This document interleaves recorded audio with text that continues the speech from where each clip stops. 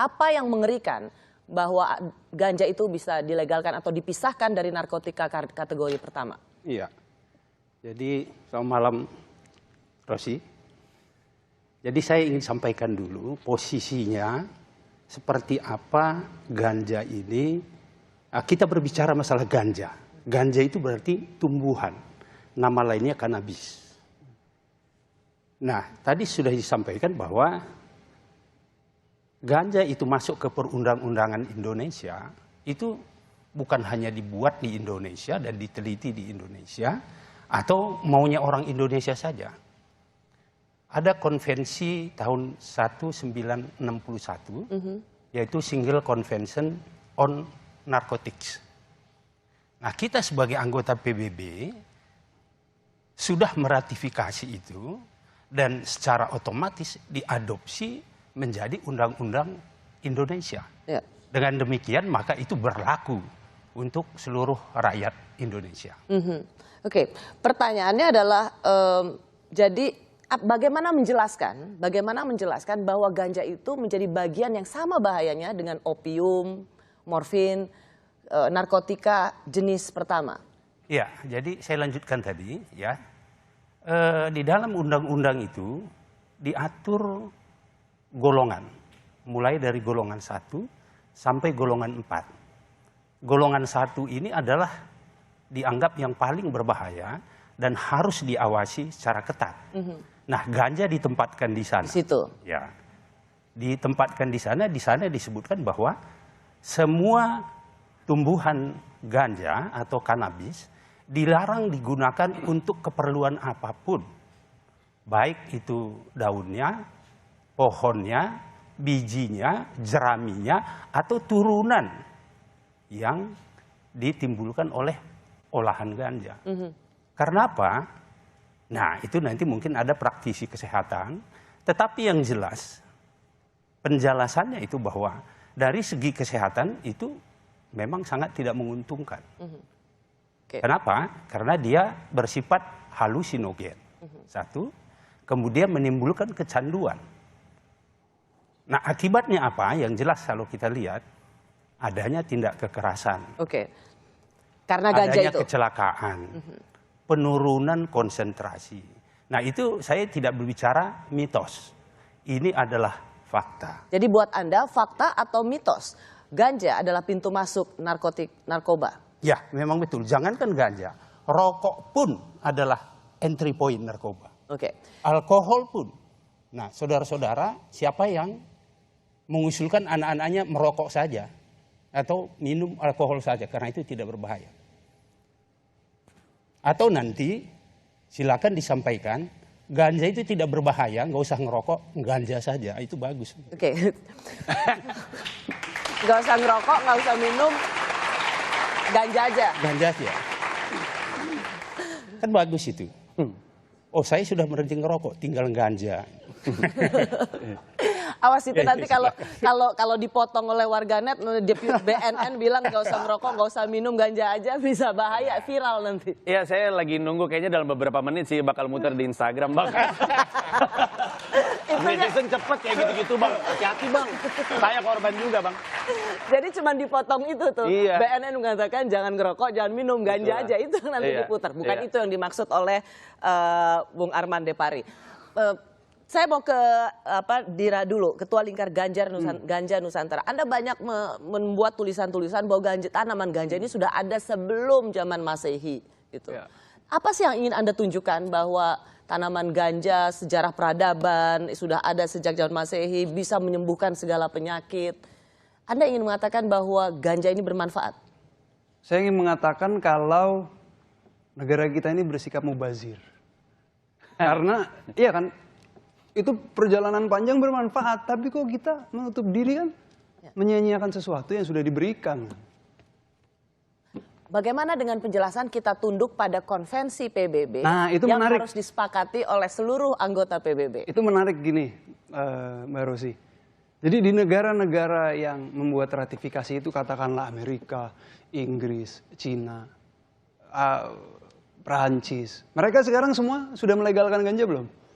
Sudah. Artinya mereka kan merubah pola pikirnya kan, karena ternyata waktu itu yang untuk mereka melihat bahwa ternyata ada potensi medis.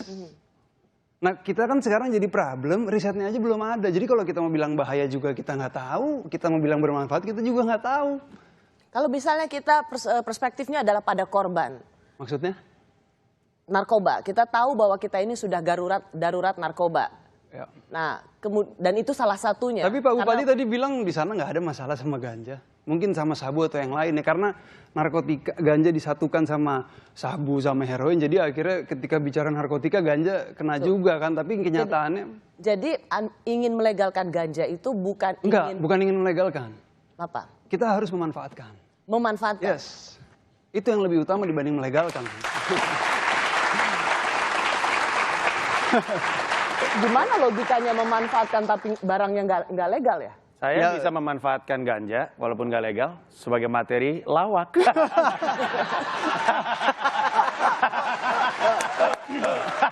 Masih legal tapi dimanfaatkan sama saya.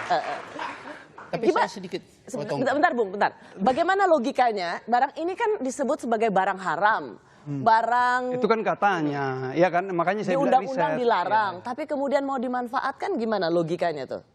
Ya menurutku Pak Rafli benar juga ya, hukum itu kan dinamis ya. Jadi mestinya bisa dong kalau ternyata ada perkembangan di sebuah masyarakat, katakanlah Gayo lah. Nggak usah besar-besar mikirin Indonesia gitu. Ternyata masyarakat Gayo itu punya peradaban, punya kebudayaan ganja, ya kita mulai aja di sana. Oh Anda ingin tidak mau terburu-buru juga dengan melegalkan, tapi lihat dulu apa manfaatnya. Iya dong, kita manfaatin dulu, kita riset dulu sorry. Yes. Masalahnya mau dimanfaatin udah kegerbrek loh sama BNN. Itu dia problemnya.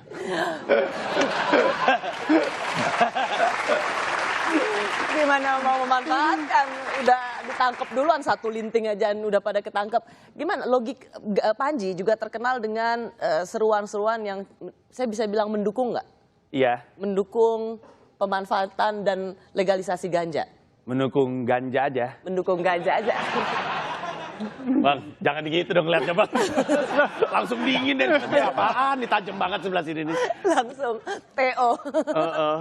Enggak.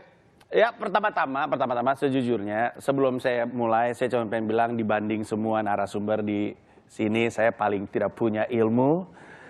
Saya yakin saya di sini juga untuk menyebabkan ketawa-ketawa. Yang mungkin sebenarnya kita bisa ketawa juga kalau pada nyimeng bareng-bareng, tapi itu kan masalah berbeda. Bercanda bang. Kalau saya nggak boleh bercanda, ngapain saya di sini? Nggak, tapi keluar poinnya malam sendiri nggak? Apa? Sering keluar malam sendiri nggak? Sering untuk nyari nasi goreng bang. Karena saya suka lapar. Pertanyaannya kenapa saya lapar malam-malam?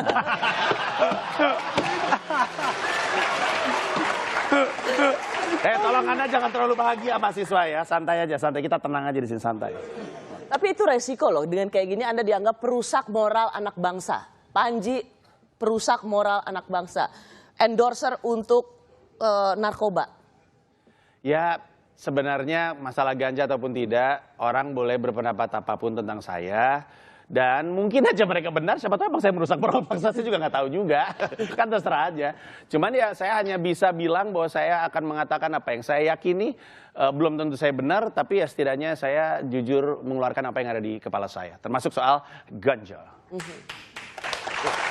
Saya mau, sebelum saya nanti lebih mengulik Panji lagi, Bung Jeffrey Tambayong. Anda apa perspektifnya? Sebagai Ketua Forum Organisasi Kemasyarakatan Anti Narkoba, bagaimana Anda melihat bahayanya ganja ini? Yang pasti Mbak Rosi bahwa yang meninggal di Indonesia karena narkotika, termasuk salah satunya ganja itu cukup signifikan. Data UNODC kan United Drugs and Crime di seluruh dunia, kalau saya bisa hitung di Indonesia ini hampir 10% kematian akibat narkotika dan itu salah satunya dari ganja. Nah, bicara tentang ganja, saya mau katakan kita jangan masuk dalam perputaran. Saya satu hari 40 sampai 70 orang mati karena narkotika. Saya mau tanya mohon maaf Abang Panji. Bang, kalau anak Abang punya anak. Anak saya punya anak, berarti dia saya kakeknya kakek. dong. Kira-kira lah. Kira-kira begitu. Abang punya cucu atau kakek, mohon maaf kalau saya salah. Ya. Abang izinkan nggak ngisap ganja? Iya. Izinkan? Iya. Yakin? Tunggu, pertanyaannya mungkin bukan gitu Bang Jeffrey. Umur berapa? Kalau udah 21 dia bebas menentukan boleh. Masa anak 5 tahun balita boleh? Dan juga kan Bapak nggak bilang anak saya lagi di mana. Kalau lagi di Belanda boleh dong. Jadi Mbak Rosti gini, menurut saya keliling beberapa wilayah Indonesia, Pak. Mbak, di Indonesia ini kan sudah tadi Pak Presiden Jokowi sudah bilang Indonesia dan narkoba. Kenapa darurat? Sampai di pedalaman desa-desa dan segala macam lini pekerjaan orang-orang di Indonesia hampir semua sudah terpapar dengan narkoba. Jadi jangan sampai kita terjebak akhirnya melegalkan atau membiarkan ini terjadi. Ya. Saya secara mungkin saya masih kurang selalu paham seperti para pakar-pakar dokter. Tapi kalau sampai ini dilegalkan, Bahaya.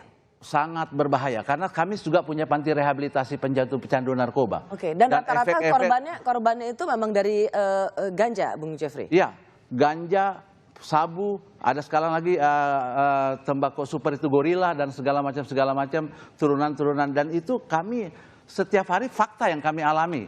Jadi yang anak-anak ini kita asesmen, kita tes urin, wah, karena kamu kok bisa positif narkoba, dan kenapa orang tuanya menyerahkan kepada kami? Kenapa? Karena di rumah sudah punya perilaku yang aneh, melawan orang tua, melakukan segala macam. Kalau saya rasa kita semua sepakatlah bahwa tidak ada satupun yang ingin mendukung anak Indonesia itu jadi pecandu narkoba. Menyalahgunakan narkoba. Saya rasa di meja ini dan seluruh yang menonton ini sepakat dengan itu. Yang ini menjadi diskusi terbuka ini lebih pada soal tanaman ganjanya itu. Itu yang ingin saya tanyakan lebih lanjut, apakah kita memang perlu membuka diskusi tentang mengeluarkan ganja dari jenis narkotika yang paling berbahaya. Kita sepakat bahwa narkotika, obat-obatan terlarang itu memang harus betul-betul dikendalikan dan tidak boleh disalahgunakan. Tapi soal tanaman ganja ini, apakah dia secara tumbuh-tumbuhan memang berbahaya sehingga memang tanaman ciptaan Tuhan ini haram hukumnya? Ya. Terserah, Bung. Kalau menurut saya, atau ini adalah fakta, dan saya selaku ketua Vokan dan organisasi-organisasi anti narkoba lain kan kami katakan kami akan menolak. Kami akan ada barisan paling depan untuk menolak ini, apapun resikonya. Baik. Karena kami sudah lihat tiap hari kehancuran akibat narkoba dan salah satunya jenis ganja. Baik. Di saat banyak negara sudah melegalkan ganja, mengapa di Indonesia ganja masih dianggap berbahaya? Saya kembali sesaat lagi.